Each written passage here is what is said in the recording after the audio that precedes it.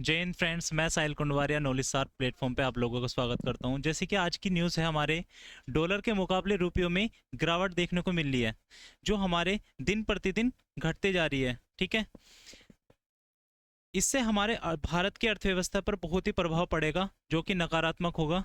ठीक है, खबर ये अच्छी नहीं है बिल्कुल भी। जिसमें कल का जो मूल्य था, वो भारत का रुपये कितना था, 86.51 रुपये था। 51 रुपये था, किसके मुकाबले, $1 के मुकाबले। $1 की वैल्यू कितने रुपए के बराबर है, 86.51 रुपये के बराबर है।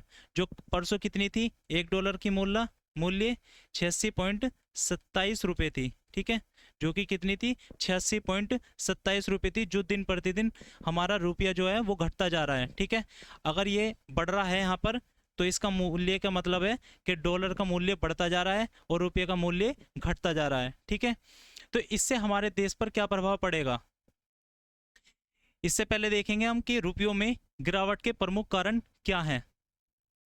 गिरावट का सबसे बड़ी वजह क्या देखने को मिल रही है, विदेशी निवेशक जो हैं वो क्या कर रहे हैं, हमारे देश से पलायन कर रहे हैं।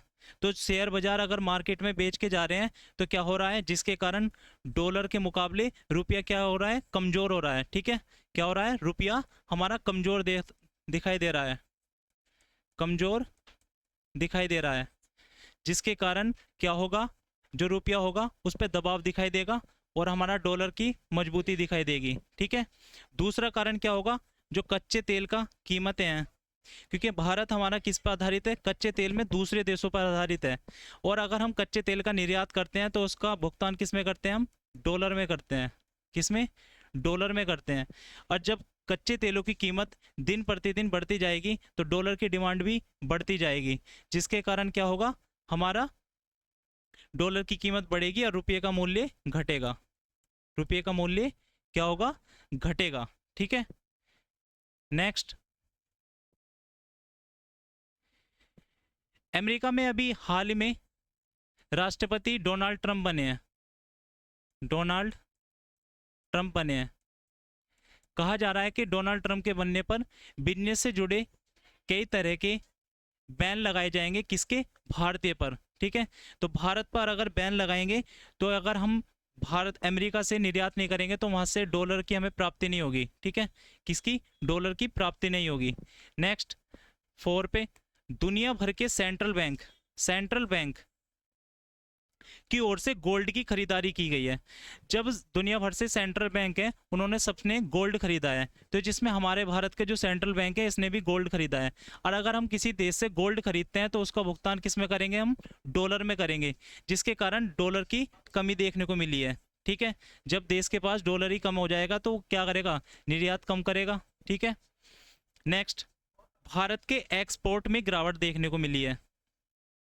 जब भारत के पास निर्यात करने के लिए हमारे पास क्या नहीं होगा, एक डॉलर नहीं होगा। ठीक है, डॉलर नहीं होगा, हम किसी से आयात भी नहीं कर सकते, क्योंकि जब तक हमारे पास डॉलर की कमी है, तो हम किसी से आयात भी नहीं कर सकते। ठीक है, तो भारत के पास एक्सपोर्ट में गिरावट देखने को मिली है। ठीक है, नेक्स्ट, रुपयों के मूल्य ह्रास के नकारात्मक प्रभाव के क्या हैं। नकारात्मक प्रभाव देखने को देखे, विदेशों से आयात करने वाले लोगों पर, जो विदेशी हैं वे आयात करेंगे। ठीक है, आयात करेंगे तो इसका प्रभाव पड़ेगा विदेशों में पढ़ रहे छात्रों पर।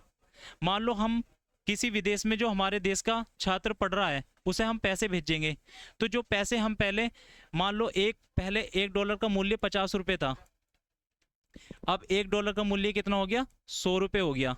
तो हम पहले के मुताबिक ज़्यादा पैसे भेजेंगे। ठीक है, तब जाकर उसे डॉलर कम ज़्यादा प्राप्त होंगे। ठीक है, विदेशी यात्रा कर रहे लोग पर, जो विदेशी यात्रा, जहाँ हम अगर विदेश में यात्रा करने जाएंगे, तो हमें क्या करना पड़ेगा, भुगतान ज़्यादा करना पड़ेगा। ठीक है, भुगतान ज़्यादा करना पड़ेगा। ठीक है, विदेश में निवेश कर रहे लोग, विदेश में निवेश कर रहे लोग, हमें अगर कहीं पे भी निवेश करना है विदेश में, तो किस पे आधारित है, वो डॉलर पे आधारित है, इसका भी प्रभाव पड़ेगा। नेक्स्ट, विदेशी में चिकित्सा उपचार प्राप्त करने के लिए, अगर हम विदेशी में चिकित्सा प्राप्त करेंगे, तो हम रुपयों का बदलाव करेंगे किसमें, डॉलर में। और डॉलर अगर हमारा रुपयों के मामले में गिरावट देखने को मिलेगी, तो क्या होगा, हमारा डॉलर का मूल्य बढ़ता चला जाएगा। ठीक है, डॉलर का मूल्य बढ़ता चला जाएगा। तो ये हमारे किसके हैं, नकारात्मक प्रभाव हैं। ठीक है, नेक्स्ट,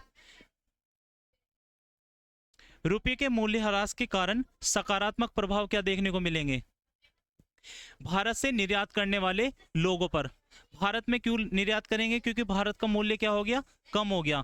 जहां से पहले कम ज्यादा मूल्य पर हम कम वस्तु खरीद पाते थे, अब कम मूल्य पर हम ज्यादा वस्तु खरीद पाएंगे। ठीक है, जो विदेशी लोग हैं वे ज्यादा मूल्य पर खरीद पाएंगे।